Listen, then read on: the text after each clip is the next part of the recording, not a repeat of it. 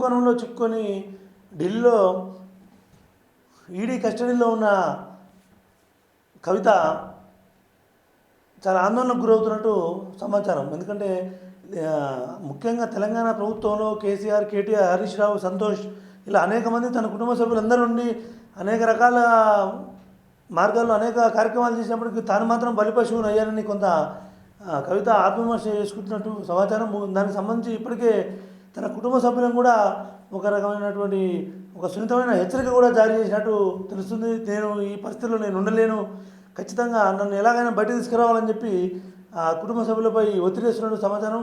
ఇలా లేకపోతే మాత్రం నేను ఎంతకైనా కూడా కొంత చాలా విషయాలు నా దగ్గర ఉన్నాయి, అవన్నీ కూడా బయట పెడతానని చెప్పి ఒక రకమైనటువంటి సున్నితంగా వాళ్ళందరినీ కూడా హెచ్చరికలు జారీ చేస్తున్నట్టు వార్తల్లో, పత్రికల్లో కూడా వార్తలు వస్తున్న పరిస్థితి ఉంది.